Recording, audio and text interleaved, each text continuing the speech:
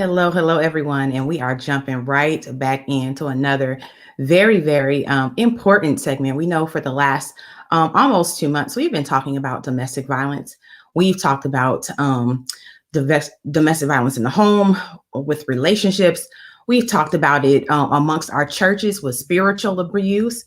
And today we are going to talk about our children, the parent child relationship.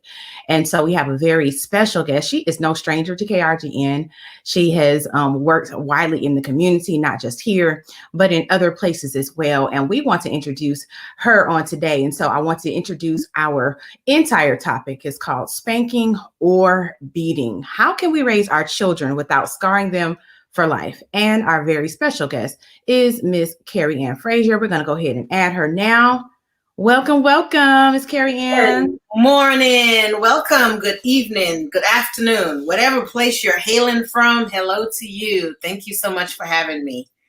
Awesome. So we chose her for this topic because she has a whole lot of experience in the professional world of this whole umbrella of things. And so, Kerry Ann, I didn't want to botch up all your titles.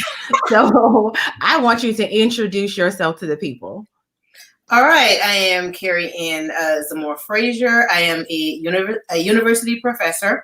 I'm also a licensed clinical social worker, so LCSW, and I am a licensed pastoral counselor as well, so LPC, and a host of other things, but we'll just stick with those two. Well, thank you for being on with us. Go ahead, Shonda. I know you got something you can add on. No, I just really wanted to let everybody know the reason why and I already told Kerry Ann this when we were talking, but I was so excited to actually have a topic that we could bring Kerry Ann on for any of the topics that we have on the show because of Kerry Ann's background and experience and what she's been through. She could have spoke to any of them. But when I read her chapter in the parenting book earlier this year, I realized, I said, oh no, I said, this lady has something to discuss as far as her children are concerned. And so I really wanted a topic that was going to bring to light some of those things that she found out throughout the course of parenting her children and some of what she wrote about in the book, and then to really come on as an expert and give us another opinion, a second opinion, third opinion, fourth opinion, if you will, because we've kind of talked around this subject for a little while. We've never quite hit it as far as the spanking or punishing or discipline aspect, but we have talked about parenting in abundance on the show, especially as it pertains to the parent-child relationship and the dynamic between discipline and abuse and how far you should go or not go. So I really was excited when we came to this particular set of topics that we could invite Kerry on with us, because I know that about her parenting chapter was really exciting, and I know her professionally in the community, and I also do know that she's a supporter of Prison Break with Shirley and Shonda. So I'm so excited to have her on today. And so I kind of really just want to dive into this bad boy because there's so much meat in this particular subject. So you had a good idea when we kind of talked a little bit earlier, Kerry Ann, about kind of talking about the history of spanking and where it came from. So if we can kind of talk about that, and of course, as it pertains to the Blacks and Brown communities and the disparities between those who spank and those who don't spank, I think that we would find ourselves surprised if we got down to what the scientists actually say once we get past all the historical nature of it. So I would just want to give you the floor to be able to jump into that. And you've seen the show, so you know how we do. Me and Shirley will get in where we fit in, and we'll get those questions right up as you begin to talk. Yeah. Well, again, thank you so much for having me. And I am an author as well. I guess that was one of the things that you guys wanted me to say. And so, wow, spanking or beating, how exactly does that relate to our children? I have three very different children. As a child myself, my parents didn't spank me. So I grew up in a household that didn't hit. At least not me. Now, my aunties and my uncles, they hit me all the time because I was a very precocious child. I was the child that would ask a lot of questions. I would be in adult conversations, that kind of child. That was me. And my aunties and my uncles, they weren't having it, and so I would get jacked up.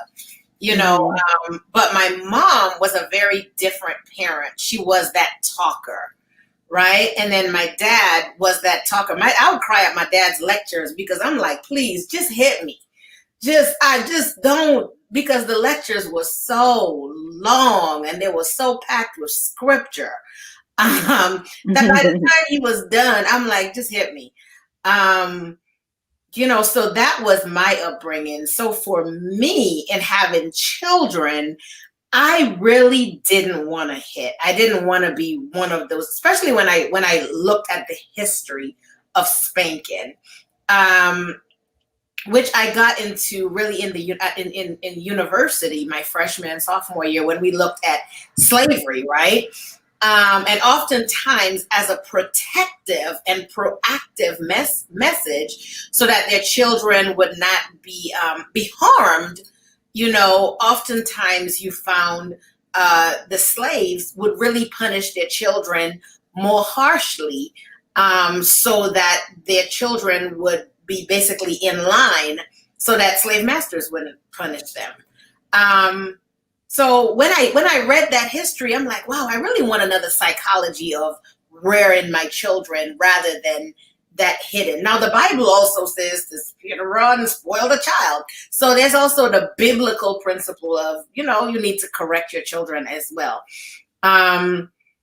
For me as a parent, my first child, Vincent was so easy. He was a very, very easy child. And he was the kind of child, if I looked at him wrong, he got in line and he would stop, he would cry.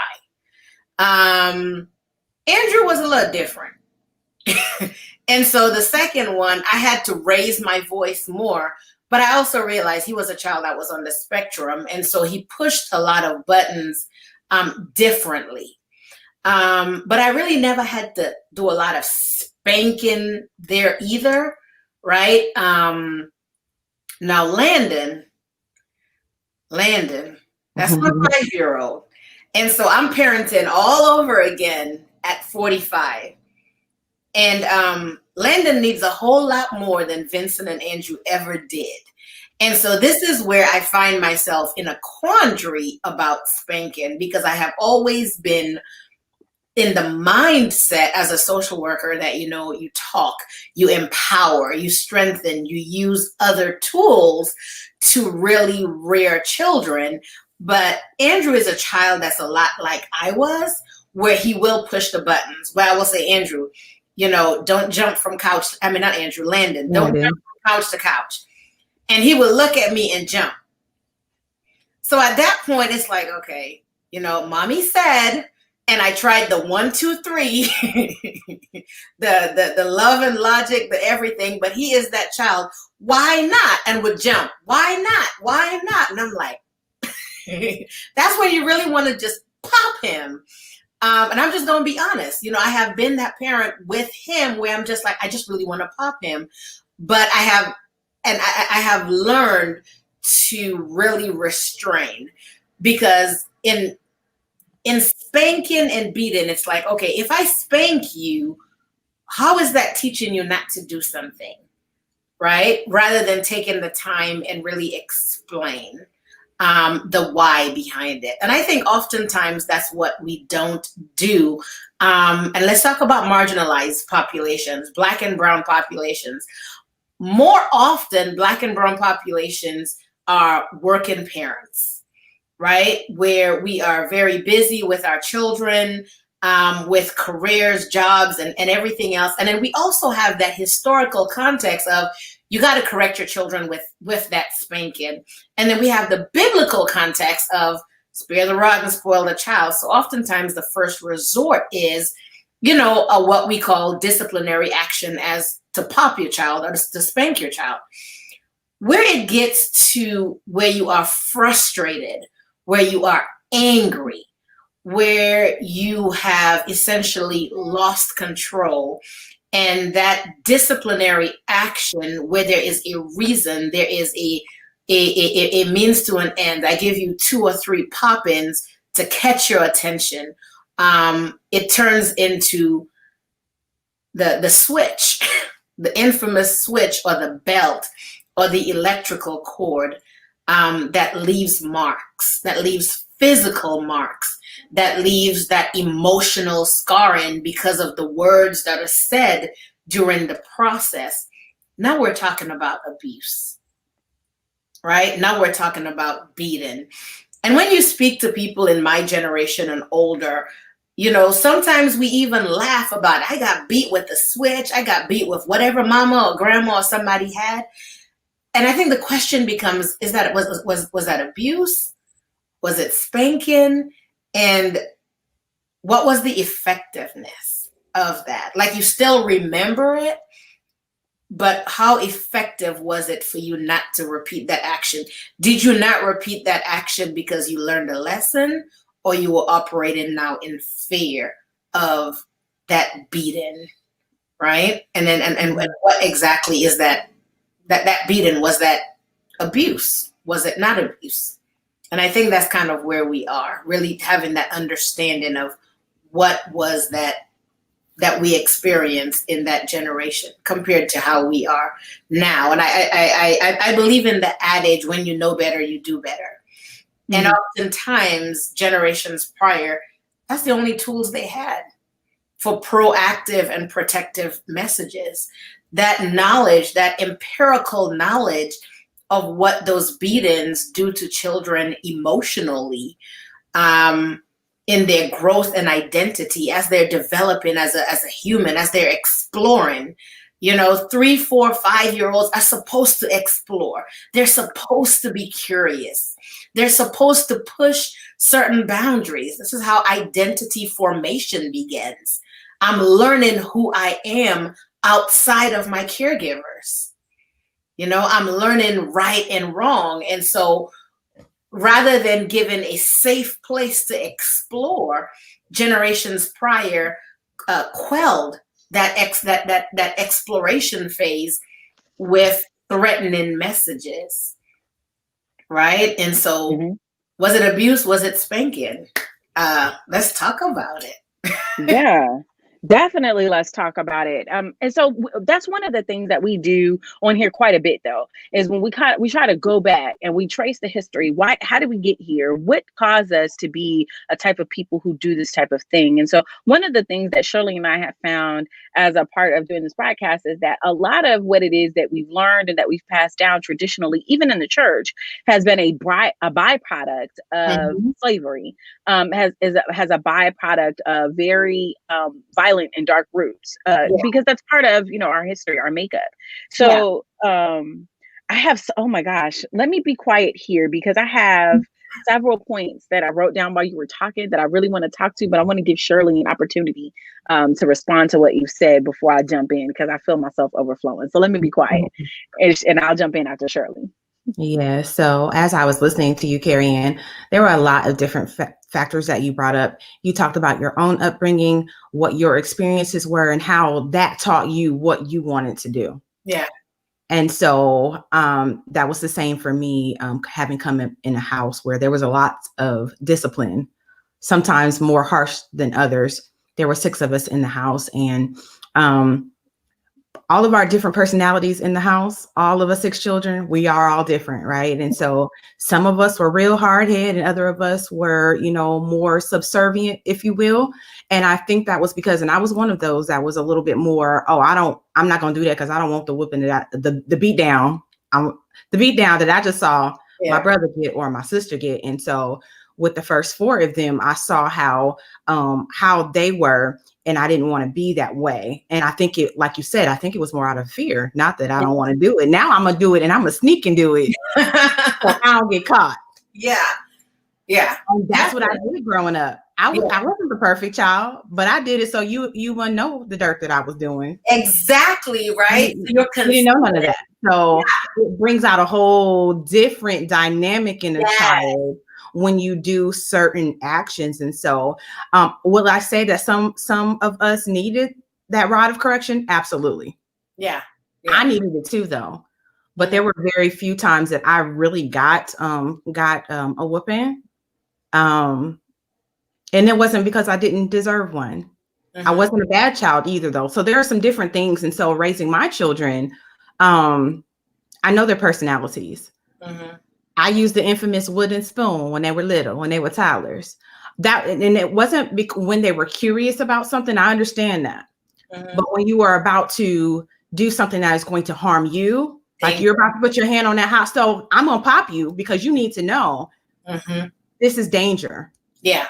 So sometimes I would use the wooden spoon, you know, sometimes, you know, it would be the talk a little bit, the mama voice. And they got what I was saying. And so my children actually were kind of easy. I didn't really have to do a whole lot of spanking on them. And the spanking that I did do, they knew that I was serious. And mama means this. And she only means to protect you. So don't do that. Yeah. And so there were really few and far in between times that I really put my hands on them. There were some times when my son was a little younger, there were times when I did slap him upside the back of his head. But as I got a little older, because I was a young mom at that time, when I got a little bit older, I realized, oh, you could really be damaging this baby's brain cells. You might want to stop hitting him over his head. It takes a level of maturity and understanding to get to that point too, because if that's how you grew up, it's almost a norm to you. Yeah. So I had to change my mind in the way that I was going to discipline him. And is that when you know better, you do better? Yes. When you know better, you do better. And so, but for my daughter, she's very helpful, but she also has a mouth on her. And she will tell you how it is. And for her, because I never really whooped her when she was little, she was very protected by her dad. So even when she would do something, I tend not to discipline her the way that I know that she needed it for when she got a little older, because girls know girls, right? I didn't do that. And so now when I look back, I'm like, I probably should have spanked her at least so she got it in. But it's still a work in progress. So again, we can see the things, we learn lessons from what how we parented as how we were parented, and we bring those things over, and sometimes we flip them to the complete opposite side. But I think there has to be a balance. Yeah. You have, first of all, know your children, know their temperament, know their character, know their intent. Sometimes you can talk to a child and it'd be great, and they will turn around, they will do what you say. And some of them other ones, you have to be a little bit more stern with them. But I knew the difference. And also I had this rule of, if I'm angry, I'm going to walk away from you, because I never want to discipline my children in anger, because I know I can hurt them. That is when it's abuse. When you flip over to the other side and you are, like you said, you're leaving these marks and all this kind of stuff. So anytime that I felt like I was angry with them and I wanted to bring that rod of correction, I put myself on a timeout and I walked away, because I know that my hand hurts. There is power in these hands, and I don't want to actually harm them. I want them to learn a lesson. So that's for me. But I think a balance is really necessary. Should I have done more, or could I have done more on either extreme? Probably, I'm sure. But again, this is all learning lessons. But beating is never appropriate. I will say beating is never appropriate, but we all have our own lines and definitions of beating versus spanking or discipline. So go ahead, Shonda. So I have to be just as transparent as everyone else. I learned that lesson a little bit later. So I have two sets of children, right? And I know that sounds funny, right? But I have an older set that's like 22 and 20. And then I have a younger set that's like 12 and 10. And so when I was raising the 22 and the 20-year-old, the 19-year-old, excuse me, I was a really stern, firm mom. I came from a family of really, really strong women. And the spanking was a primary tool. So a lot of times, especially in raising my 19-year-old son, when he was much, much younger, I found myself being what I would consider now abusive when I think back of how I was disciplining him then. But it was because of what I believed about myself as I was raising him. I believed that since his dad and I weren't together, I had to be strong. I had to be firm. I couldn't baby him. I had to man him up. I had to make him strong. You know, I couldn't treat him like I would a girl, like all these things that the old people had kind of been whispering to me as I was having this young man growing in my stomach. So when he came out, with my daughter, I was a little bit harsher on her than I was on him, but I was really, really firm, too firm with both of them. And it really took, honestly, my marriage to my husband now for me to really kind of look at the way that I had done things. Because when my husband talks about the way that he was disciplined versus the way that I remember discipline, I look at him like, you don't know what discipline is. That ain't discipline, right? But but however, he has a much better family dynamic than my family does, and we actually encourage our families to spend a lot more time with his family because of the fact that they are so loving in their approach. And like his mom, when she was growing up, she was a homemaker. She spent a lot of time at home. When he talks about how she would discipline him, he said that it was almost painful to get popped on the hand because she didn't really do a lot of spanking. She would if it was necessary, but she would like pop him on his hand. He said that hurt, like it hurt his feelings when she spanked him in that way because his mom was so gentle and soft. It almost seemed like it was painful to her that she had to do it. So that feeling of, oh my gosh, not that the popping hurt. My mother-in-law is so gentle. She could not turn your skin red if she tried.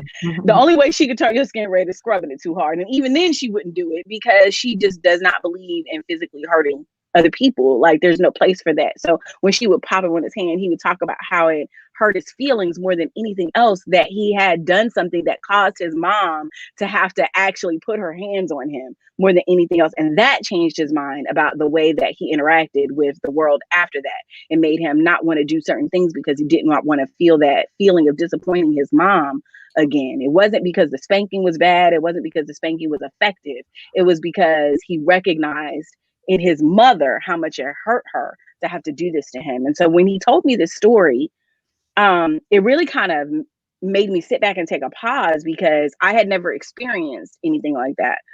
Like I told you where I came from, I grew up in Virginia.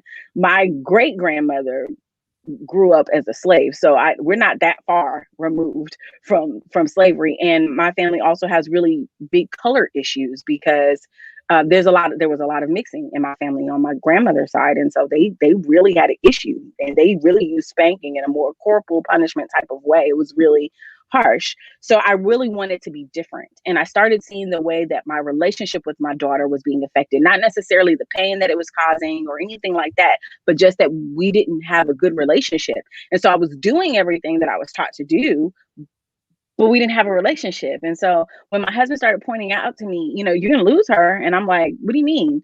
That was a foreign concept. You're going to lose her. What's that? Because, you grow up in your parents' house, you grow up doing what you're told to do, especially in a Black brown family. It's kind of really that line, you do what you're told. And again, it comes from that slavery background because it wasn't that our ancestors were harsh because they wanted to be harsh. It was because they felt like if they were harsh, then they wouldn't get any other punishment from anywhere else. And you can kind of see the same thing in the New Testament when Jesus is brought before Pilate. Pilate does not want to crucify him. So he feels like if he flogs Jesus within like an inch of his life, that'll satisfy like the Jewish leaders and that he doesn't have to go any further than that.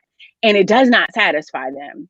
And so he has to continue on, but it's kind of in that same vein. Like if I do this in front of these slave masters, if I discipline my children or if I'm harsh with them, then they won't do it.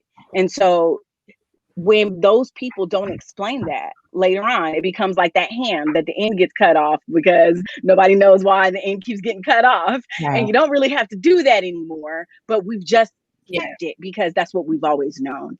And so in bringing that up, Kerry Ann, you said something really, really, really interesting. You said that it causes them to quell the exploration phase.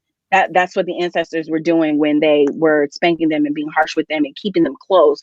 It quelled the exploration phase. And so I want to broaden that spectrum because I don't think that we understand that it was dangerous to explore during that time. Like you could lose your life for exploring at that time. So it's better if I spank you and right, so that you don't go out there and die just for crossing a landline that you're not supposed to cross, or being in a place that you're not supposed to be in. So because we've moved out of that, I lost my earring. Because we've moved out of that space where we're no longer having to abide by those type of social or cultural norms, we no longer need to keep those social or cultural constructs that say that spanking is the only way.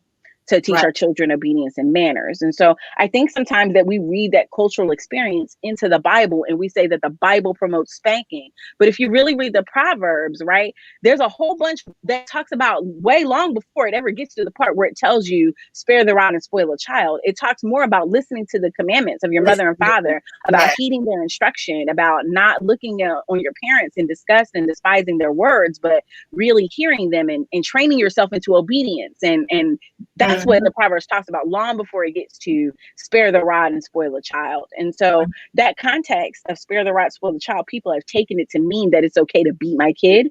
But that spare the rod doesn't necessarily mean like a physical rod. It just means the rod of correction. So any way that you choose to correct your child in order to instill obedience and good manners doesn't have to mean physical. And so then I think that as a product of where we've come from, we kind of need to do our diligence and reflection because we know that this is in our history and background. And I think that the reason why the lower SES populations have a higher occurrence of spanking and things like that is just because there's simply not enough education and them seeing for themselves that it can be different. So you can educate me all you want to, and I can hear your words and it can sound really good. But if my whole experience says that no matter what the education is you're teaching me, if I don't see that that can happen, if I don't see anybody that comes from that beginning that you're saying that they can come from and then have this huge different story, then I can't believe that. And so it becomes difficult for people to take the words as truth when everything it is in their visual experience says that it's not so. Exactly. I concur 100%. And I think a lot of that, just like the Bible says, if my people perish for lack of knowledge, oftentimes we just read little segments and we pull it out, or you hear it in a sermon in passing and you pull it out and then it becomes gospel without really reviewing, researching for yourself. What did the text say before that? What did the chapter before that? In what context exactly was this said? And like you said before, that we were not able to explore because it could mean your life, right? It really could mean your life. And even now, like Shirley said, even now, allowing children to explore, you have to catch their attention when it talks about danger. So, if you have a child playing out in the yard and they want to run into the street, that's an immediate danger.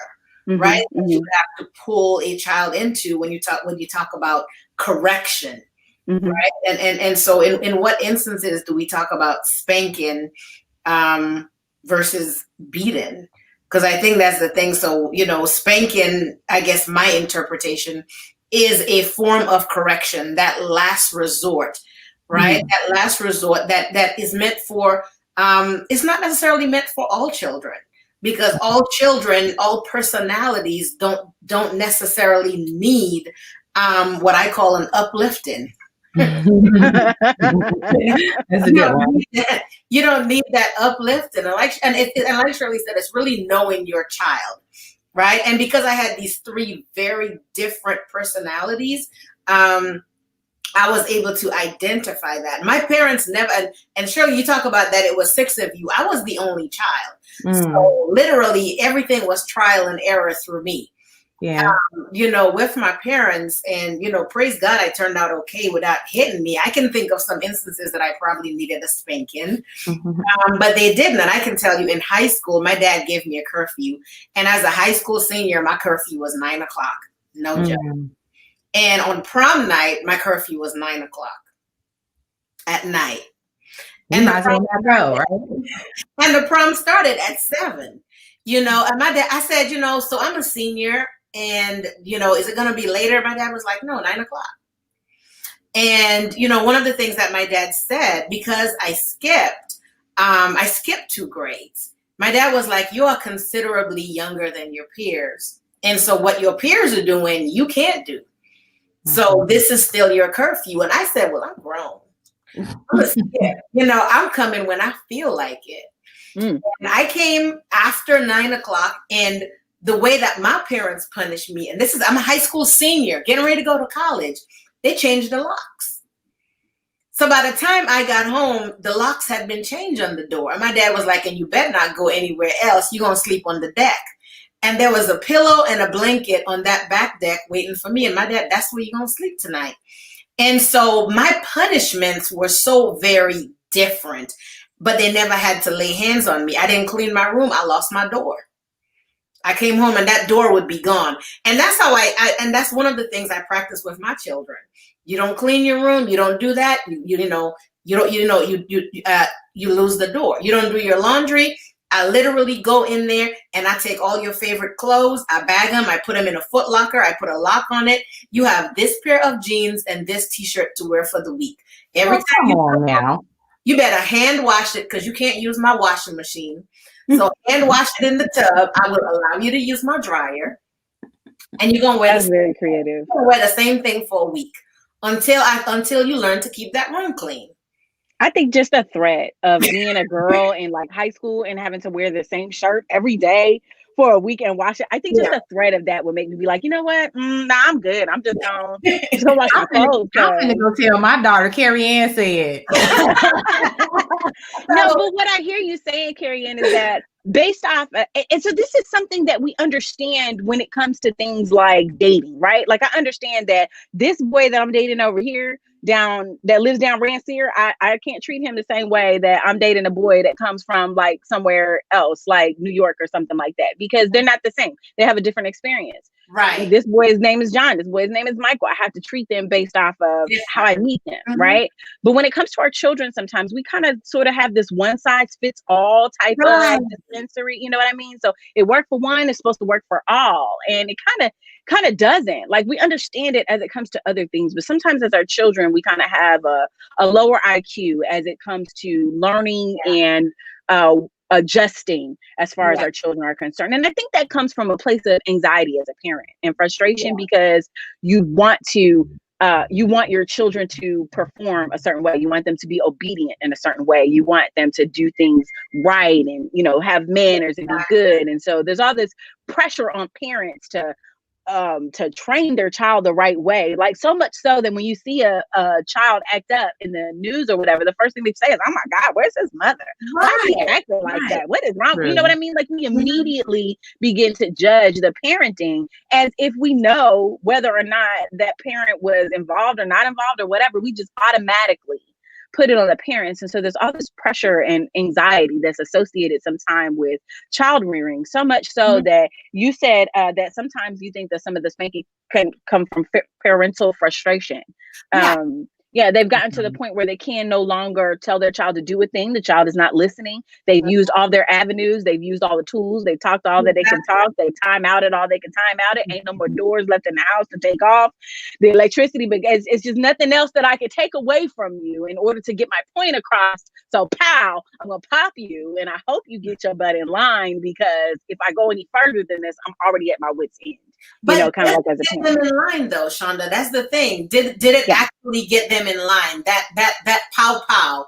Because more than likely, statistically, so that child is going to act out again in another manner, or the same manner. And I see it in the grocery stores all the time. The frustrated parent that has that toddler or preschooler that's trying to get things off the cart, and next thing they pop them in the cart. Then they're reaching out the cart, they pop their hands, but they're still doing something. And so a lot of that is exercising just a little extra patience and coming up with some innovative ideas. And I've been that parent. I've been that parent that said, "Okay, Landon, let's go," because Vincent didn't do this. Vincent, I'm like, "Okay, Vincent, let's make our grocery list." And he would help me, and we would get in there, and I'm like, "Okay, mayonnaise, you get mayonnaise." But I also realized parenting Vincent, I was 23 years old. I was at home mom. I had all the patience. I read all the books. I did everything by the book. And now with Andrew, I had two. I had a toddler and I had a baby. So we're talking about different. At 45, I got to work. I got to be on the Shirley and Shonda show. I got to grade papers. So listen, get this and do it done. And exactly what you said, it's a level of frustration. I think Shirley was going to say something. No, I was just thinking about how in different things and how you're saying if you've done all this other stuff and then you use the belt or whatever, and does it really correct their behaviors? It really doesn't. I'll give you an example. So and she got this from me, so I really can't be too upset. So she doesn't really like to get up in the morning for school. And so talking to her, be like, you better get up and get in the bathroom, this, that, and the other, all of this kind of stuff. And one day I got fed up. I'm tired of talking to you. And I came in there with the belt. I sure did. But I warned her, if I come here one more time, it's going to be the belt. And so I came in there. Sure enough, I snuck up on her. And before I could get that belt to her, she jumped up out the bed. Mama, don't hit me. I'm coming. Why are you abusing me? I'm like, I ain't even touched you, but it got you out this bed for the morning. But it did not really correct the behavior. Yeah. So, it does take a lot. It takes a whole lot of patience and diligence, and it takes some prayer too, because some of that stuff is really not them. Yeah, they're acting like we did. Yes. Right? So they're acting like we act, Kerry Ann. It's not past tense, it's present tense. They're acting like we act, but they're just 12 and 10. Right. We do what we want to do. So if I don't feel like getting up in the morning, I hit that snooze button 32 times. Yeah. Right. If my kid hits that snooze button 32 times, I'm trying to jack him up. But I just did it this morning before he did. Yeah, exactly. And I think a lot of it, like for me, I have been very innovative in coming up with punishments because my boys are so tall. Vincent was 6'4" when he was a sophomore in high school. Wow. He was already 6'4", and Andrew is 6'1". And so they've always been, I'm 5'2", so they were taller than me by the time they turned 10. So I was like, okay, I got to think of a way to punish you that is going to be very innovative, but it's also going to sink in. And that's why I came up with some of the ways that I did. The sitting on the wall, all of that stuff. I'm not going to sit there and watch you sit on the wall that long. I will. It was just I will cook dinner. I will wash clothes and fold clothes. I will read a book. I will put you, but because your thighs ain't gonna hold up that long, I ain't gonna be able to finish the chapter in the book. Your thighs ain't gonna make it. See, I have athletes. I can do anything for them, but guess what? After a while, that isolated exercise, Kerry Ann, trust me. Trust me. After a while, and also too because their will to do it lapses after a time, so they don't have the desire to do it any longer. So they get tired in their mind long before their body gets out on them. But once you get tired in your mind, your body gonna follow, right? Because your body can only do what your mind tells it to. Yeah. So. Yeah, they're athletes too. My son played volleyball, he ran track, he did all that. But when that boy get on that wall after a good 5, 10, 15 minutes, however long I feel like putting them on that wall, they do be tired. They do be ready to get up. And they do be like, okay, I'm sorry, Mom. Can I please get off the wall? No, because you don't really sound contrite yet. So no, let me leave you. Matter of fact, you tired? Don't worry about it. Go run. That'll be much better for you. So I go back to my military days, right? And then too, not only am I working off this extra energy that's allowing you to be defiant, right? But I'm pumping you up for your athletic career. But come on, baby, all you could do is love me after that. I went in the opposite direction. I said, okay, so what we're gonna do, because my parents would allow me to do this, where we would have a forum to talk about what you did wrong.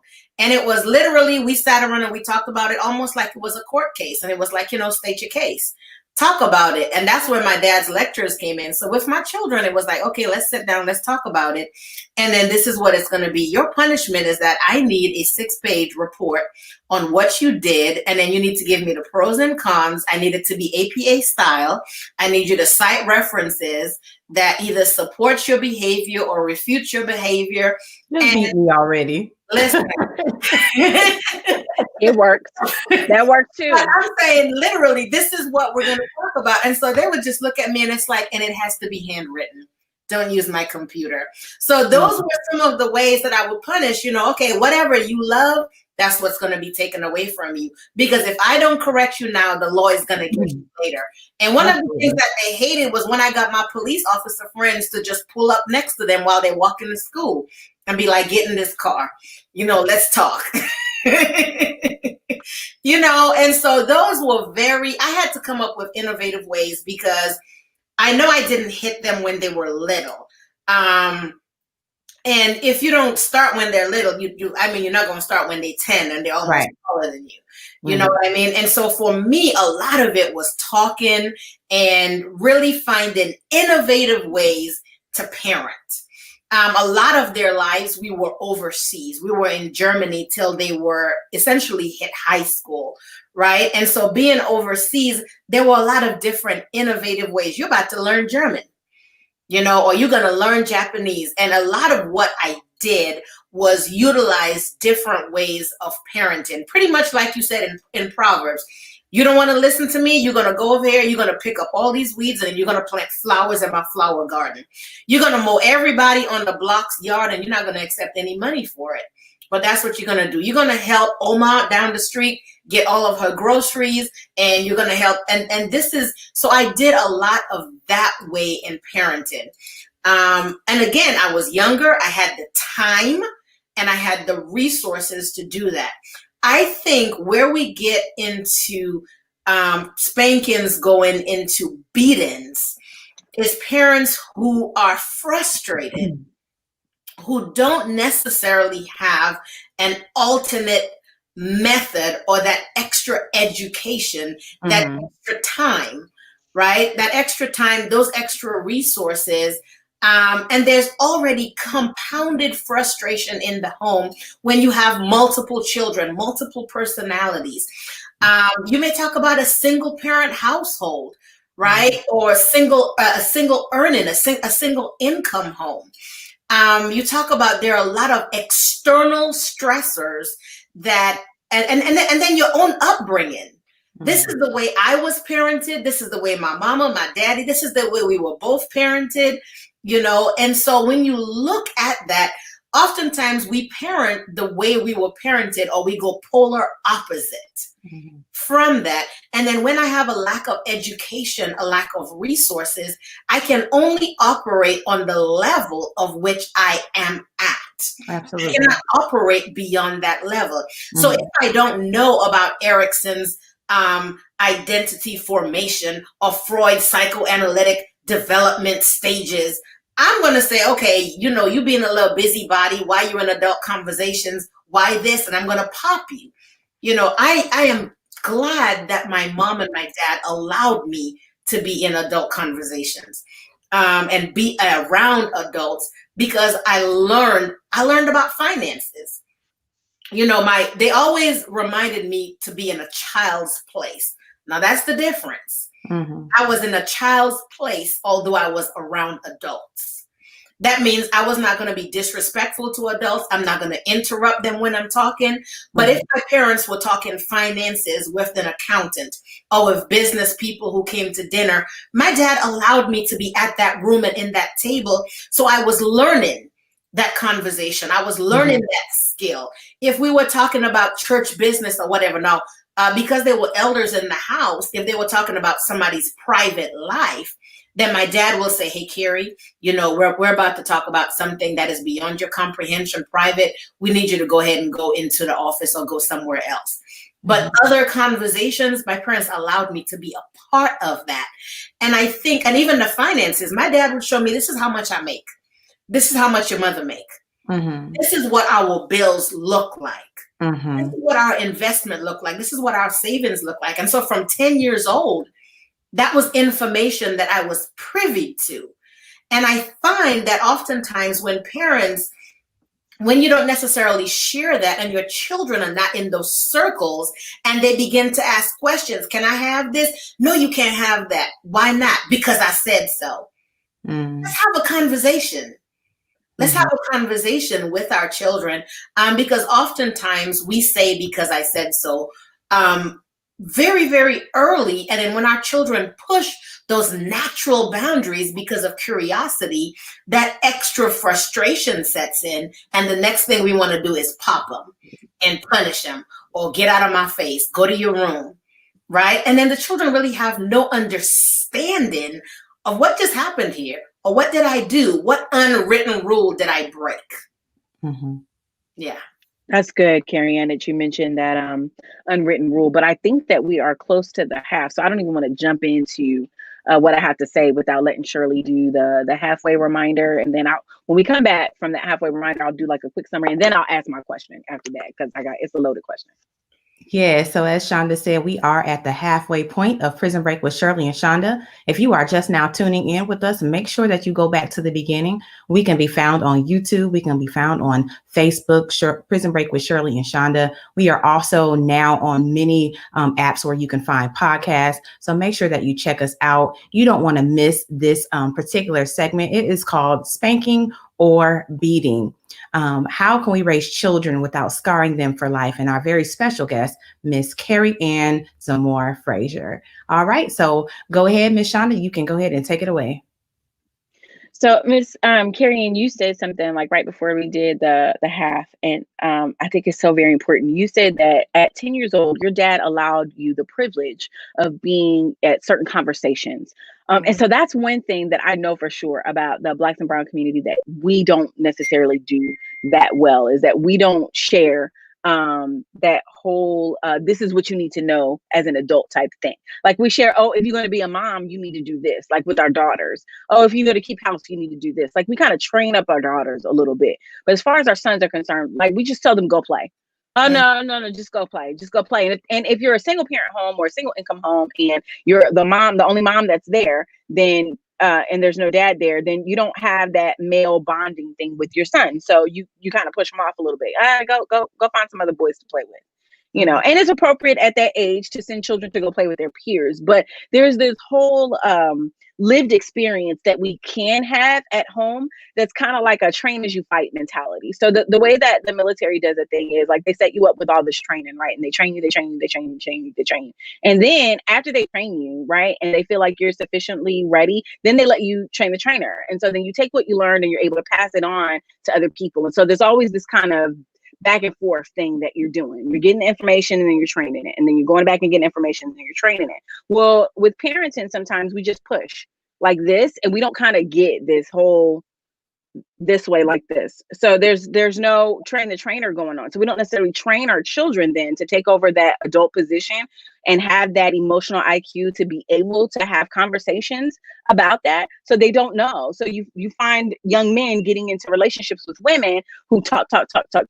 And these men are being asked to talk and they can't because nobody's had a conversation with them their whole life. They just kind of push them like, hey, go play. Hey, go play sports. Hey, go do this. You know what I mean? And so then as an adult, we want him to be a whole functioning man. And he don't even know how to string a word together to make a sentence. Yeah. He can't even pick out a meal if you ask him to because he's been so used to having his food prepared for him his whole life. Mm-hmm. You know what I mean? So then we expect our children to look a certain way when we haven't given them the tools that they need to look that way. So that whole sitting here and get this financial information thing is so very important because it teaches you then to be able to communicate about what you've heard. And if you never hear anything new, you can't ever learn any new type of communication. You can only use whatever it is you've already learned. And it's not enough for you to be an adult with what you have at 10.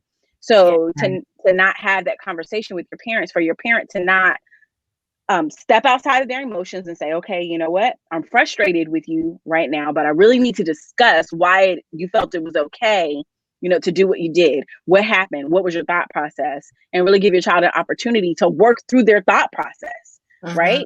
So that they can understand their actions. If we don't do that, if we don't teach them that, then they don't learn that. And then they become adults who don't know why they're doing what they're doing. Exactly. You know, so I think that's one of the ways in which we, as parents really need to do better. And that I know that was one of the areas I needed to do better in. I had a conversation with my 12-year-old yesterday that kind of shined a light on, you really need to continue talking. He said something. No, he didn't turn in like 5 assignments. They were like missing in the grade book. And he's got a 30 right now. This is my straight A, tag and get this student, right? This is my autodidactic. He teaches himself everything. He reads everything. Why do you have a 30? I don't understand what's going on. I didn't feel like doing it. So, you know, that strong woman that was 20 something when she left her mother's house started rising up in me, right? And I seen myself snatch him like, oh, I'm gonna show you what I feel like doing. But I didn't do that. I said, okay, son, let's talk about this. What's going on with your work? Why are you not feeling like doing? And you know you're supposed to do it. Like, I don't even got to tell you this. Like, you made it up in your mind that straight A's was important to you, not because the A was important, but because you could do the work, like in your sleep. So now you could do the work in your sleep, but you don't want to do the work. And so then he said, I don't want to talk about it. And again, I was like, boy, you don't know your mama. Okay.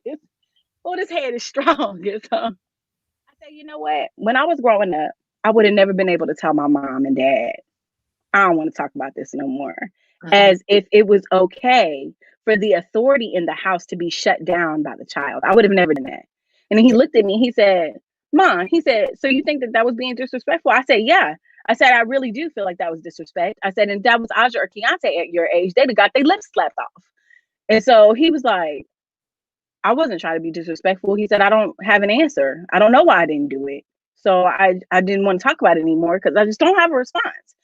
And I was like, okay, but just tell me, can you communicate that to me? You know? And he's like, I didn't really know how. I don't know, Mom. I'm not sure. And I could see the confusion on his face as he's having this experience with me, not really understanding and really trying to cross this barrier. So I had to sit down with him and I really kind of talked to him about where I came from and how my parents raised me and what discipline was like and how that triggered me. And he said, okay, so that's a disrespect. I didn't know. He said, I didn't know that was disrespect. You know, y'all kind of let me be free like my whole life. So I didn't know, that was disrespect. I wasn't thinking about it as disrespect. I always tell Dad when I don't feel like talking about it, and Dad's cool with it. And I'm like, okay. I said, cool. I could be cool with it now. I said, but now that you understand me and you know that that's a trigger for me, he said, well, I won't say that anymore now that I know that. He said, I'll just tell you I don't have a response or I don't understand why. And I said, if you tell me that you don't understand why, I'm going to try to help you figure out why. He said, yeah, I know. He said, and that's the other part too. I don't know the time when to do that. And I said, I know. Do you know you need to do that? He said, yeah, I know I need to do that. He said, but sometimes my teacher just get on my nerves and I just don't want to do my work. He said, and I'm tired of, online school. I'm tired of this. I'm tired of that. And he just started kind of like exploding. And I'm like, okay, so calm down now. Cause I was shaking the whole time we were having the conversation because I really wanted to just snatch him. I really did. I'm not even gonna lie to you, Kerry Ann. You don't fit sit up here and tell me you ain't gonna talk about it. I don't know who you think you are. I don't know. That's not gonna happen. But having that moment with him helped me to realize that they really need to be forced to have the conversation. Like it really is our job as parents to step outside of those emotional frustrations and calm ourselves down to a level where we can communicate and find out exactly what is going on with this child. What is the motivation? Why are you acting this way? And really address that thing versus the behavior. After we talked about his frustrations and about how he, was hating school and this, that, and the other, I realized he was hating school because he wasn't allowed to learn like he wanted to. Yeah. So I told him, we're going to go to regular homeschool next year. Like, not like with KISD. Like, I'm going to be your teacher next year. And he's like, I don't know if that's better or worse. When my mom is my teacher, he said, but it's got to be something better than this. So that'll be fine. That'll be fine. I'm like, okay, cool. So I go in the kitchen, I'm cooking. He's sitting over at the table. The next thing I know, he's like, boom, 100 on that, boom, 100 on that. And I said, oh, you turning your assignments? He was like, yeah. He was like, I'm just going to go on and knock them out or whatever. He's like, I hate this. He was like, but it's not no reason to fail at it just because I don't like what I'm doing. And so that was enlightening for me. It's also tough for me, Kerry Ann. I'm not even gonna lie to you. I might need to sit on somebody's couch this weekend and really talk about because because that's what it is. They're unspoken triggers about what you feel is disrespect or whatever that cause you to react. And then you react by spanking your child based off of that trigger. Yeah. So we as adults really need to address our triggers so that we're not taking, because that's what's happening. It's no longer discipline. I am reacting to my trigger and I'm taking that frustration out on your butt because I feel this way. And so that was enlightening for me. Yeah. Yeah. And I mean, that's spot on what you said about you reacting to your trigger instead of responding to the incident. Right. And then it's so critical for us to give our children safe spaces to grow. And when I talk about that physical, emotional, mental growth, because we are triune beings. And if in our own selves that we are stressed, well, we need a break. I don't feel like talking to anybody. I want to be by myself. I want to be in a dark room. I just want to soak. I don't want to eat. I just want to be by myself. Guess what? Our kids are the same, right? Our kids have this as well, and they need that safe space to express themselves. So it's critical for us as parents to, when we know our children, to allow them a safe space to respond, right? And that we cannot react, but that we have to be able to respond to them without emotion, without that anxiety, without our own stuff. So as parents, you have to understand, this is my stuff, and you have to own your stuff, you know, when we talk about parenting. So give my child a safe space to grow, right? And not taking all of my baggage and all of my stuff and tacking it on to my child. Because let's even think in this time we live of COVID. Essentially, our kids have been home since March 6th, right? They have been home with us. We're sick of them. They are sick of us. Because particularly when you think of middle age and high school, this is the most important time for them. Their peers are the most important social group that they have. This is how they begin to see who they are in the world. They're building friendships that are apart from sibling groups and cousin groups. And now you're telling me that I am in the house alone with my parents, with my siblings, and that I cannot have that relationship with my friends. And now that the entire spring break, I'm home, summer break, I'm home, right? My parents are stressed because they don't know what this COVID thing is going to look like. All we're doing is wearing masks. Parents are stressed because there might be financial stressors now, right? Due to COVID, we're all in the same house together. We may love each other, but not for 24 hours, 8 months, right? In the same house, our children are feeling the same stresses. And if they don't have a same space to say, I don't feel like talking it. I don't feel like talking about it. I don't feel like sitting and having dinner at the table. I don't feel like doing this right now. We have to allow our children safe spaces to talk to us. Because if they don't talk to us, they're going to be talking to somebody on the internet that will listen. Absolutely. Yes. Right? That's when they're going to go find their peers who will listen. And those peers may not be positive influences. They're going to, that's when we talk about children who get into sex trafficking, right? I hate my mom. One 14-year-old girl was trafficked through 6 states in 4 days because of one message she put on social media. I hate my mom. And somebody responded, I feel you. And she thought she was talking to another 14-year-old girl who said, hey, let's meet up at the mall. Wow. And that person met that girl at the mall, and it was an 18-year-old who said, hey, well, let's go for a drive. Let's do that. And that 18-year-old took that 14-year-old girl and essentially trafficked her for 4 days through 6 different states. Wow. Because she did not have a safe space to have a conversation with a caregiver, with a parent. And so we as parents have to create safe spaces for our kids to yell, to vent, to be themselves, to say, hey, I'm struggling with my sexual identity. Yes, hey, I might want to try substances. Hey, I don't like this church. Right. I don't like this. Hey, your boyfriend scares me. Or your girlfriend. Allow safe spaces for our children to communicate with us. I know, and you know, and in my parenting journey, it hasn't been perfect. I remember I didn't create a safe space for Andrew, and he was just going off. And I said, let me tell you something. This is my house, my rules. So here's the front door, go.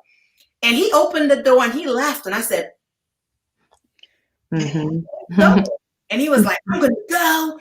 And I have my backpack. And I said, okay. I said, how much money do you have in your account? Where's your ATM card? Where are you going? I don't know. I'm going. And so on the porch, I said, okay, Lord. And I said, okay, go ahead and go. And he started walking down the street. And my neighbor called me and she said, why is Andrew walking down the street with a backpack? I said, he's running away. She said, okay, well, I'm just going to follow him in the car for a minute. I said, and I thank God for good neighbors.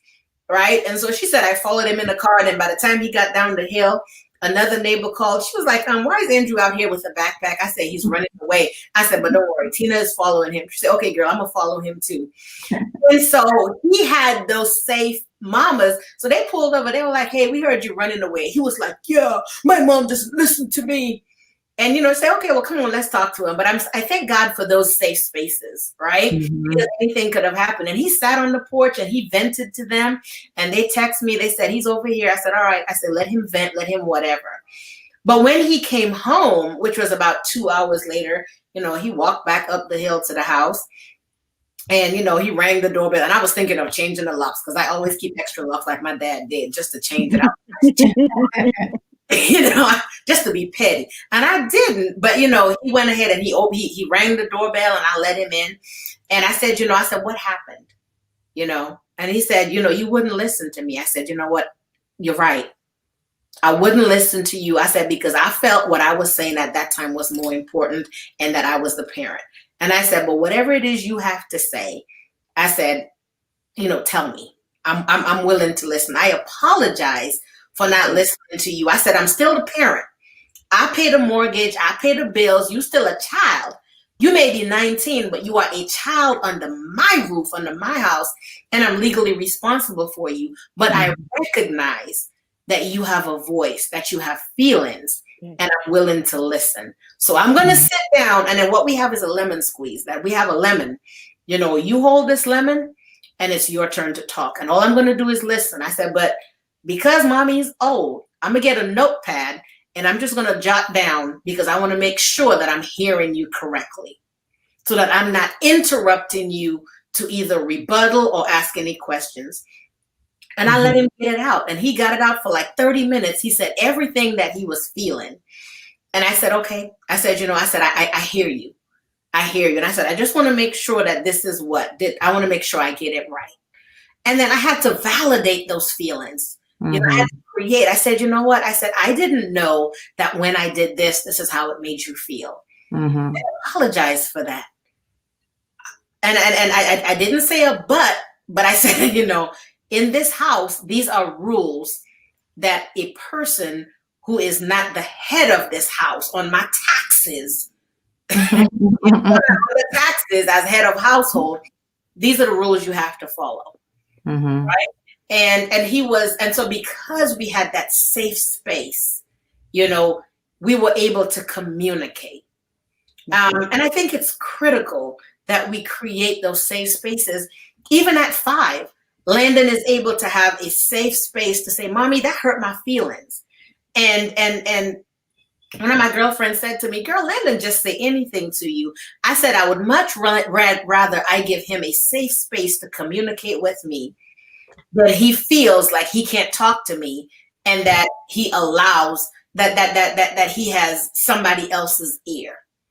Because he'll come and he'll like, I had an awful day at school. What happened? And he was like, blah, blah, blah, blah, blah. This happened. I was like, wow, that must have been very trying for you. I think if that happened to me, I would have had an awful day too. But there's that safe space to communicate. You said something so important, Kerry Ann, like really validating his feelings. And so that's something that we kind of don't do really well. But I want to bring this example to a broader spectrum. I like to think sometimes about parenting, sometimes the way that we kind of relate and interact with God, like us as adults. And so we want that open space, and we don't want anybody to tell us that we can't go to God. When Christ did what he did on the cross, when everything was accomplished, he created that avenue for us to have that safe space with God so that we could go to God on our own and say what we needed to say to him and ask him what we needed to ask him and talk to him in whatever way we were able to communicate. And so we have that with God. We have that ability to pray and to say it how we feel it, and God will honor that and respond. But we don't then turn around and provide that for our children. We don't provide that safe space for them. And so we relate with them and we show them the Bible, and we do all the metaphors and the analogies and everything to get the kids to understand it. And we relate them back to it. And we say, okay, so like, just like mommy and daddy have to do this as far as God is concerned, then you have to do this as far as us is concerned. But then you don't treat them or give them that same type of honor and respect that God has for us, those that he loves. He provides that for us, and we don't give that back to them. So we created almost cognitive dissonance for them, because we're telling them that the Bible is like this, and that this is your experience based off of, parenting and this and that. And then we come as the parents and we the opposite of what it is that we say should be the model. And so I don't think that that's our intent. And so what I've learned is that even though that's not your intent, if in fact it still does create this thing that's outside of your intent, you're still responsible for it. So my intent, right? So when I spank you, if my intent is not to hurt you. However, if I do, I can't ignore it and be like, that's what you get. No, Right. that's not okay. And that's not what they get, because that's not what my intention was. So if that happens, I definitely have to apologize for that, because that wasn't supposed to happen. I wasn't doing what I was supposed to do. So something outside of my intent occurred. And so if I wasn't doing what I was supposed to be doing, could be a lot of different things. It could be I haven't been sleeping like I'm supposed to be sleeping. So I wasn't in control of my emotions when I spanked you. I haven't dealt with my past parent trauma. So I wasn't in control of my emotions when I spanked you. I wasn't paying attention to the fact that there's something that caused you to act out. And so then I spanked you and harmed you when that wasn't my intent. So we can say whatever it is that we want to say, but we weren't doing what we were supposed to be doing. So we weren't able to respond in a way that was effective. Like there's plenty of different ways to respond, but we're talking about the effectiveness of raising our children and not scarring them. But really prepping them, preparing them for who they're going to be, and to be able to follow after the words of God without any type of malice or anything in their heart, because you've shown them opposite of what's in scripture. You know what I mean? Like we have a real huge responsibility sometimes as parents. And my husband and I laugh about this right now, because we've been talking about expanding our family some. And so when we talk about it, like, I'm like, dude, we're kind of old, to be having more kids, like, just a little bit. And he's like, yeah, but it'll be okay. And then when the kids would do something, I'd be like, see, I'm just going to throw them 4 away. I'm just going to start over, just a whole new batch of kids. Get rid of them last 4, because we just messed them up. That we just messed that. Those go to Ross. We gonna get some new brand name kids in here. We gonna sell them. We gonna sell them on a name brand store. But we just have learned over the years. And so those 4 have taught us a lot of different things. I don't know what it's going to look like with anybody else after this, but I do know that that whole statement that you made in the beginning, that once you know better, you have to do better. That statement, it should be like the mission statement for accountability. You know what I mean? Once you know better, you absolutely have an obligation to do better. And there's nothing wrong with apologizing to your children. I don't know where this myth got created that children are not owed an apology or anything like that, but there's no way that I feel like we could teach proper manners to children if we do not incorporate demonstrating to them an apology, contrition of heart, broken heartness. There has to be demonstrated to them. How else can you teach empathy to children if you refuse to apologize? And children need to learn empathy. Like, in all honesty, that whole empathetic, loving relationship that you foster with your children will do more for them as they grow up than any spanking that you can ever give them. Yeah, definitely. And I think, and correction should come with a conversation, right? Correction should come with a conversation. Like, why are you hitting me? If we're talking about spanking, that should come with a conversation. And I think one of my girlfriends who does spank, I remember she and I were having a conversation, and she has this whole lecture that she does before the spanking. Like, this is why I'm doing this, and this is what you did, and this is why I'm going to spank you. And it breaks my heart more than it. And I mean, and she's in tears, and I'm just like, oh my God, this is emotional. Like, but she said, like, with her children, she's only had to spank them like 2 or 3 times, before the age of 12, because that whole lecture, that whole conversation, it does so much. And what she has seen as a result is a change of the behavior. Right. And that is essentially what we want, whether it is a verbal correction or it is a uplifting. You want to address and change the behavior. That's what you want to do.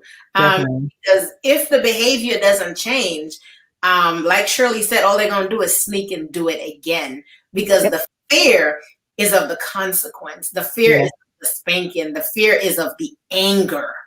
right? That comes Mhm. with it. It's not of what did I do that was wrong. It's Mhm. not that midterm correction, because that's what an uplifting should do. It should Mhm. either it should be either of the dire danger, like I'm about to touch the stove and or I'm about to ingest something that is lethal or run into the street. Or it should be to change that correction. I mean, Yeah. change that behavior. So Definitely.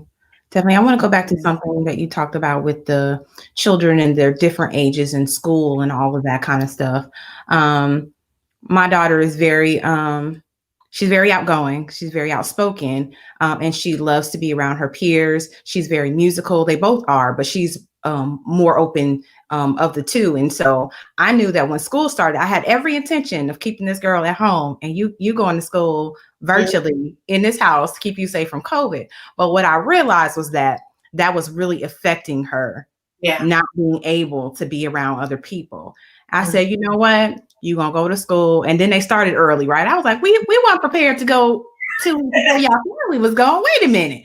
So I made that decision to send this child back to high school, allow her to learn in the environment that she's used to. And now she's in there and she's teaching other students. Yeah. You have to, I mean, she was teaching before, but, she's actually tutoring another orchestra student who came in late, and she took on that project and learning that responsibility. So again, it goes back to knowing your child, knowing how they thrive, and pray over them jokers when they leave the house. Yeah. Know that they are covered under the blood. You got to know that for yourself. Make sure you wear your mask, honey. Put your, use your hand sanitizer and all of that good stuff. And let's make sure that we check for signs and symptoms, but you are going to school, and I believe she appreciates that I was able to kind of see it from her standpoint, and so knowing our children, know how not necessarily how they think, because we're never going to know exactly how they think, but knowing them and making sure that they're able to thrive in their environment. I'm getting a whole lot better. I'm getting a whole lot better at this whole parenting thing, and they've gotten a lot older. My children are 15 and 21, and my son's about to turn 22. I don't know where that came from. Like, he's old. But learning to correct those behaviors when you recognize that they need to be corrected is really important. So no matter how old they get, even after they leave your home, if you've done something that you feel, mom or dad, that has been detrimental to them, it is never too late to go back and correct those behaviors. It's never too late. Never. To go back to them and try to get it right. Just like God doesn't push us away. He doesn't say, oh, no, you didn't come to me right, so you never get another opportunity. And so those whole relationship things are so very, very, very important. And so now, like I said, I'm going back and I'm learning how, and it's a day by day thing, learning how to speak to them in a different manner, not telling them because I said so, because first of all, they're going to go look it up in some other way. Like you said, they're going to get the answer that they want or need by whatever means necessary, because that's the age in which we live in. People didn't read their word growing up or back in slavery days. Why? Because they couldn't read. It was a form of keeping them institutionalized to do what I say. But we don't have that excuse anymore. We have to be able to get what is needed. And so that's the same thing with our children. So we do need to empower them. This has been awesome to be able to sit with y'all and listen to y'all wisdom. I pray that everyone has gotten something out of this. So what I'm hearing y'all say as we kind of wrap up, we have another probably 7 to 10 minutes, but I want to make sure that I get everything wrapped up. So how can we not scar them? I hear y'all saying that open communication, right? Listening to them and validating their feelings so that they know that they have a voice, and that door of communication is open, so they're not seeking out other avenues behind our back. Because like I said, I know I did it. Some things I was real sneaky in. I will freely admit that. And I don't want my children to repeat those same behaviors. So what am I going to do? I'm going to talk to them about those things from when I was growing up and how I felt. And I did them because I felt that way, that I didn't have an open mode of communication with my parents. And so doing things differently results in a different outcome. Mm-hmm. All right. And I mean, being transparent, right? So definitely be transparent with your children. Is one other way of not scarring them. Because how many of you have found out years later about the weird uncle in the back? And, don't go talk to Uncle so-and-so, but then you found out that that was a person that the entire family knew a secret about, but the only thing you were told is don't do that. But instead of just being transparent, right? Mm-hmm. Just be transparent with your children about where you are financially, where you are mentally, where you are spiritually. And then if you don't know, be honest about that. If there's something you don't know, definitely be honest with your children, because it like you said, they're only going to find out another way, and then that causes hurt. It causes mistrust, and just like you want to be able to trust your children, they need to trust you.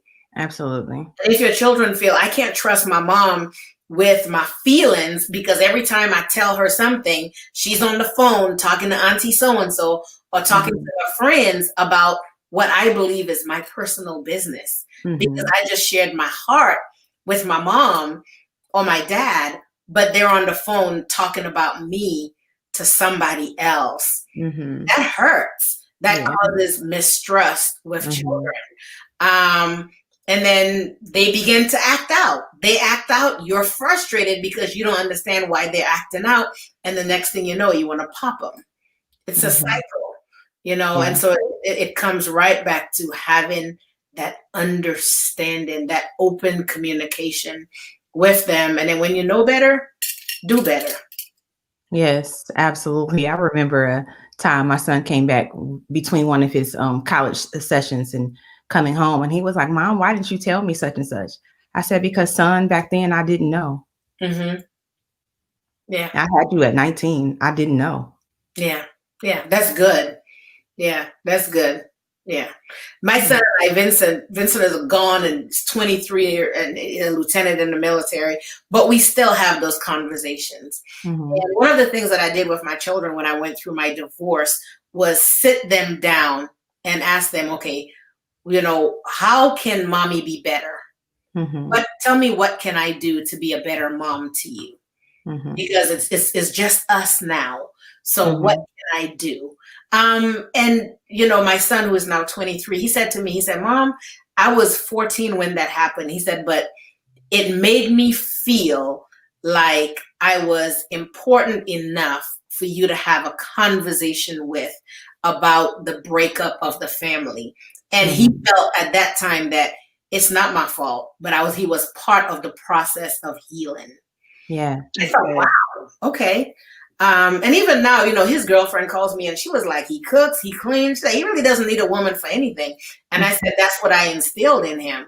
Really, that it's essentially you're able to function as a whole adult, because we have to raise whole adults, right? So that when they leave our nest, they're not half looking for a half. Yes. Good. And only whole if we give them our whole selves. Right. And so it's really critical in order for us to do it. And it's Vincent who will call me and he said, "Mama, you need to hit Landon. You need to spank him." And so when Vincent comes home, he won't spank Landon. Landon will be acting up and he said, "Mom, why does Landon have a scooter in the house? Why is he skateboarding? We weren't allowed to do that." I said, I was a by the book parent now. I said, how does it hurt the house, Landon skateboarding in the house? How does it hurt if he's scooting back and forth? It really doesn't. We live on a hill. I don't want it to go down the hill, and I'm grading papers. So yeah, Landon, skateboard around the house. Just, I think it's just somebody on there is like, she lets him do what in the house? How does it hurt? Really, how does it hurt? Now, jumping on my couch, we have a different conversation. But yeah, you're from your bedroom. Okay. Yeah. That different perspective as we grow and we mature in different things, so we can see it from a different perspective. Because I let my son learn how to skate in the house. I would rather you bust your behind in here where I can see that you're hurt and I can help you than you be out in the street around the corner and I have no idea that you just got hit by a car and all that stuff. So keep We it with went through that. boundaries. And Yeah. also the older children, because they're 6 years apart, the older children, how I raised him was a little bit different than her, one boy and one girl. So it's different, right? And so there are times when he will comment. I could never do that when I was growing up. And I'm like, well, it's different now. You I know know, better. Yeah. right. Yeah. You bought ice cream. You never used to let us get ice cream. Well, Yeah. I mean, Yeah. so yeah, just being having that openness, it's really freeing because Yeah. I wasn't like that at first, but it's a really freeing thing just to hang out, just to be goofy together. And Yeah. to find that we can be friends with our children once they get to be an adult, because Yeah. we really shouldn't be their friends while they're Right. growing up. They do need those boundaries. But Mhm. yeah, I'm yeah, this is great. Go ahead, Shonda. Yeah. I just had one thing, and then I'm gonna roll. Like my mom moved in with us several years ago, and when she moved here, that was one of the things that we used to have a big argument about because I would let the kids run and play in the house, and they were really little then, so I let them jump on the couch. They were like 2. You're not gonna hurt that couch at 2. You ain't even got no shoes on your feet at 2 years old. Whatever, you're little, and she always would fuss, and I'm like, Mom, go outside. And she's like, I ain't going Reverse the outside. It's role. 110 degrees in Texas. I said, yeah, but you want me to go make them go outside and play Mhm. instead of playing in the house. You want them to go though. Mhm. And so she was like, it is too hot, huh? And I said, yeah. I said, and when it cools off, I'll take them outside and we can all go outside and play. I Mhm. said, but right now they're 5 and 4 and they're little and they're boys and they want to play. And that's what they're supposed to do is play. So it's too hot right now. They can play in the house. They're Yeah. fine. And I'll take them outside afterwards. Yeah. And I never had to the only one that I ever had to spank for jumping on my couch after a certain age was the one that I always have to spank for everything because he has taken it upon himself to decide that it is Kevin's world and everybody else is just a fixture in it. This Yeah. is the infant that climbed to the top of the pantry to get the snacks when nobody else was looking. This is the baby that took off his diaper and ran around the house naked and did all this stuff. This is the wild child, the free spirit. This is the That's baby. a creative child, right? And he is. Well, they're all very creative, but he is a little different than the rest. And that's okay because, he's different. But I just want to give one little finishing word to everyone out there. As parents, you don't know everything that you need to know. And if you knew everything that you needed to know, you would no longer be here, right? This life is ever learning, ever changing, and we are ever changing, ever growing. So let patience have its perfect work. All right. So that at the end of it, you can be perfect, whole, complete, lacking nothing. And so, and let patience having its perfect work in you, then you can be patient with your children. And then you both can come away from this thing whole and complete and lacking nothing. And so that's all I got on today. This has been awesome. Thank you so much for joining us, Kerry Ann. This has been amazing. Thank you so much for having me. I really enjoyed the both of you and I enjoyed this topic. Thank you very much. Okay, well, I think that Shirley may be frozen. So I can hear y'all. okay, good. So, yeah. So, Kerry Ann, this last one, do you have any words for any parent who may feel some type of way, anyway, with or maybe they felt like they made a mistake at this point and they hurt themselves? Advice to people before we get out of here. Right. And so I think if you are listening to the show and it's like, oh wow, this is me. How can I make a midterm correction? Oh my gosh, you can start right now. Right? It doesn't take a whole lot to do. Just essentially start where you are and use the tools that you have. One of the things that my children and I always do is that we have family meetings. And then we have a discussion. How are you feeling? Let's do a temperature check. How are you feeling about me being a parent? And then, how are you feeling about the rules in the house? Which are some of the rules that are really challenging for you? And then the why. Not because you don't like it, but what is a real tangible why? And so if this is you, it is great to have conversations with your children, because if you don't stop and have these real conversations, open conversations, transparent conversations with your children, somebody else will. And so the thought is, do you want to parent them, or do you want the state to parent them? Or do you want some random person that you don't know speaking into the life of your child? So God gave you these children for a specific reason. And so definitely this is your time to slow down. And if you were parented badly, you don't have to make your parents feel bad about the way they parented you. Just do differently because you know differently now. Yeah. Amen. Great words of wisdom coming from Miss Kerry Ann Frazier. Thank you so much for being on Prison Break with Shirley and Shonda. You guys have been listening to Spanking or Beating. How can we raise our children without scarring them for life? If we remember, you'll be back with us on next week. We're going to go to the church setting of the whole domestic violence in church. How can people get proper help in the church? I've been listening to Shirley and Shonda. Sure that you keep your dials on 98.5 here will be Marriage Mondays with the Kings. Y'all bless.